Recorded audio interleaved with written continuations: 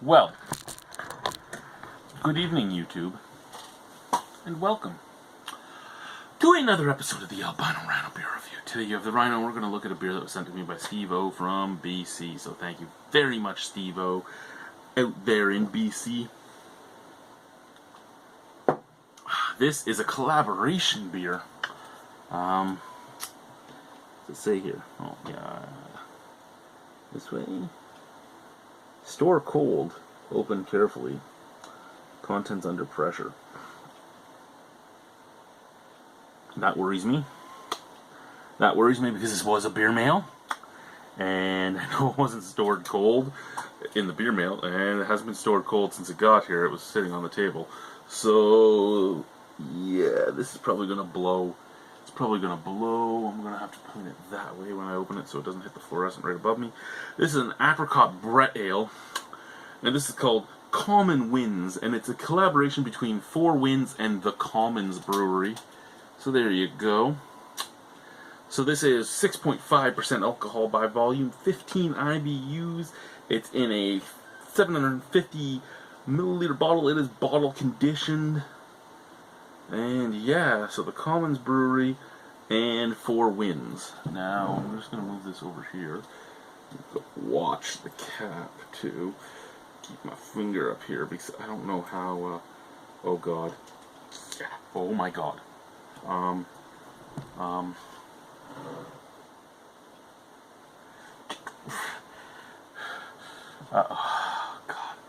It's going to blow up everywhere.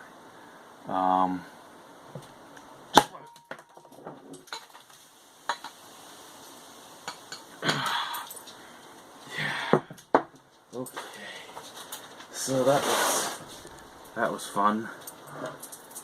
Yeah, that was really fun. I think that was a great experience. Yeah, if I was wearing underwear, I would have ran to the sink and let that open up.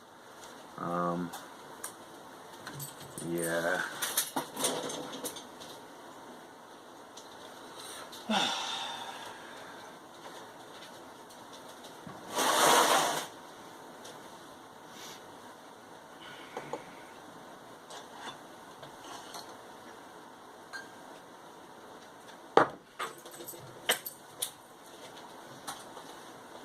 So, I kind of knew how this was going to play out when I took the cage off and the cap was, well, the cork was already going. I don't know how many of you know my actual history, but I have done strongman in the past when I was back in shape. I've done the Highland Games and all that. And the reason I'm bringing that up is that took almost all my effort to keep the cap on, to keep the cork in. This is still overflowing. I don't know if the camera can pick it up or not, but that's still just flowing out. I did not catch much of this at all, and it does not seem like there was much to catch, to be 100% honest with you. Yeah. Here's the problem with wild yeast. It's wild. Wild yeast is wild. You cannot deny that. This whole table is going to be sticky as a motherfucker later. So's the floor. Oh my god, my floor isn't as level as I used to think it was. So let's just drop this down here. And do this. And we'll deal with that afterwards. Okay, so. Bang. Super opaque. One of the cloudiest beers I've had in a while. Nice golden color. There's still some liquid in here, so we might try to get some more. The head is fading. There is a little snap crackle pop to it.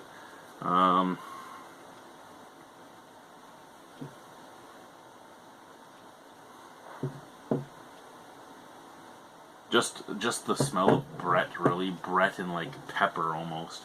Almost doing that farm, that horse blanket like scent. Yeah.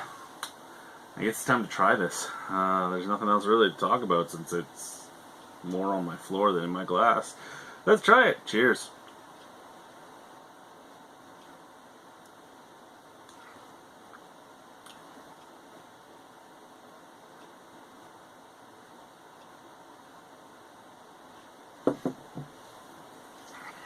Okay. So, partially my fault for not having this in the fridge. I personally don't like refrigerating beers unless I'm going to keep them for a while. I don't know how long this sat on the shelf at the store before Steve bought it. I don't know how long it sat on his floor before he bought it. But look at the amount of cork that was stuck in the neck, okay? So this is the top of the neck right here. So this is the thinnest part of the neck. So that was all just pushed out without much effort at all. So I can't really take the fact that I lost probably half the beer out on the beer. It's mostly my fault for not having it cold and not knowing how Steve stored it. So we didn't put the yeast into a dormant state. Whatever.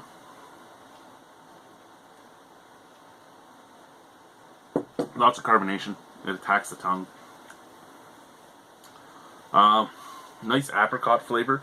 You get the sweet and the sour apricot. And other than that, there's just a funk that comes off with almost like a clove-like finish. All in all, it's a good beer, but do I think it's a great beer? You know what? Yes and no. I think it's a great beer, and like I said, I'm not going to fault the fact that half the beer is on the table and floor. But at the same time, the thing I hate about these beers is this would have been an expensive fucking beer, and if you don't take perfect care of it, you lose half the bottle, and that's what saddens me with it all. Not the brewer's fault at all, but it just makes me sad. Does the beer taste good? Yes, it tastes good. Is the taste worth the aggravation of a floor and a table covered in beer? Like, it smells good at least. I don't know if I'd say yeah. But beautiful apricot taste, little clovey finish, nice drying taste, tart, funky and dry. I actually really enjoy it. I'd give it an 8.5 out of 10. It was a very enjoyable beer. Thank you guys for watching. Have a wonderful evening. Goodbye.